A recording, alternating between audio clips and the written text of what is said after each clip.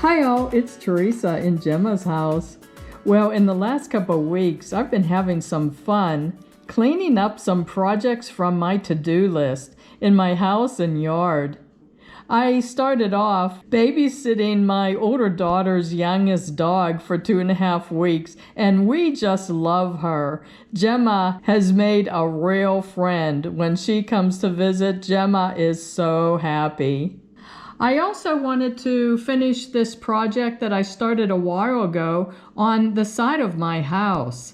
I had put gravel on this sloped part of the yard, and the dogs were having a hard time walking on it, so I decided to put artificial turf on it.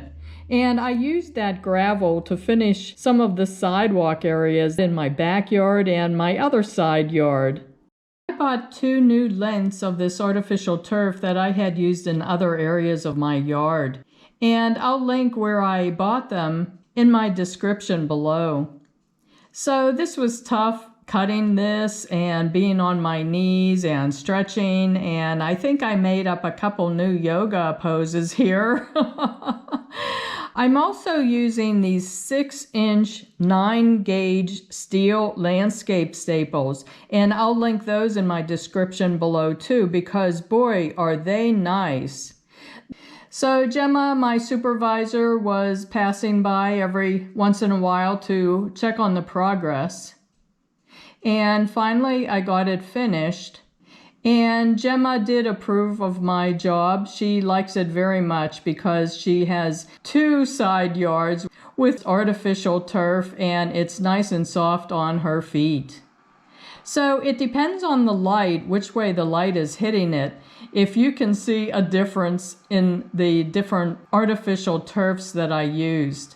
The one on the path, the main part of the path, that's been down for more than 1.5 years now, and I bought that at a different place than where I got all the other artificial turf pieces in the rest of the yard.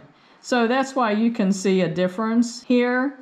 But I'm planning on planting some small trees and bushes and plants on the sloped part of the yard.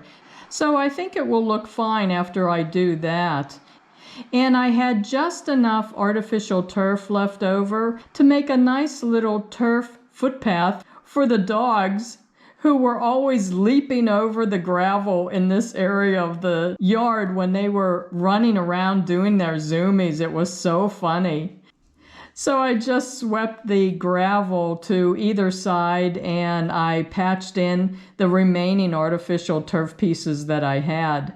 And in this area, I had to use a 5-pound sledgehammer to get the staples into the ground, because right here the dirt is hard clay soil, and it was really hard, even though I watered it down beforehand.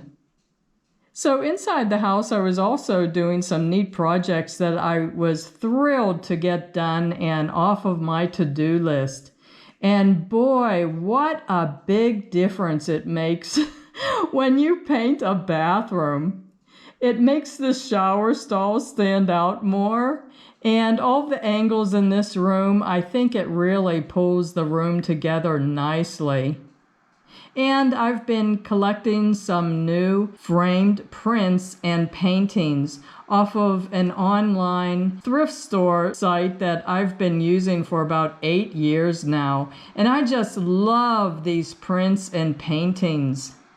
And this is one of my favorite canvas prints of a painting that I got on that site. I think it's so beautiful. And I did paint the frame. I love doing a project like that too.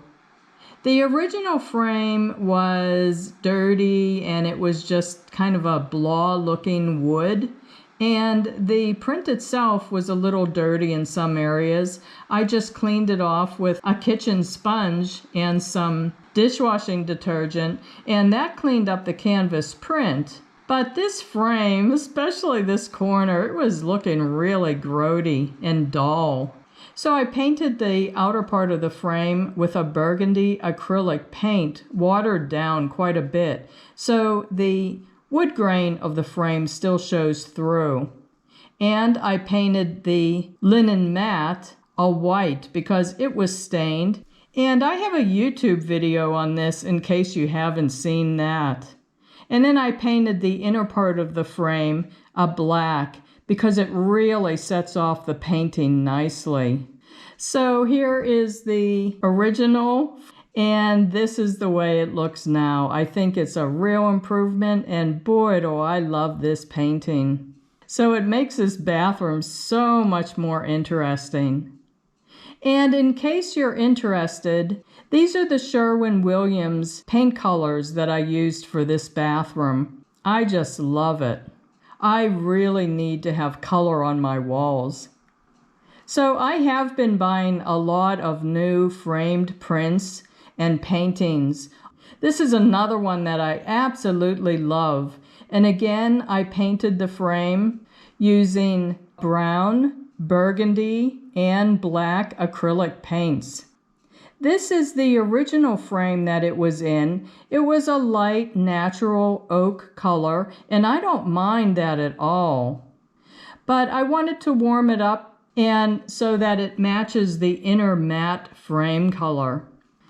And here's the before and after frame, and I think it looks super nice. So in between all of these projects, I did have fun with little Tessa, and I bought her a new bright orange harness that makes her look like a little construction worker, and a nice sturdy leash. And I started bringing her along on walks with Gemma and I. And they are always exhausted after walkies in the neighborhood.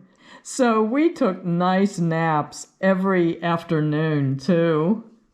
So I hope you enjoyed seeing some of my projects that I've been up to. And can I also ask you to check my main Gemma's House channel page. If you click on the videos tab, you can scroll through and you might see other videos that you're interested in watching. So thanks so much for watching. I really do appreciate the viewer support. Bye-bye.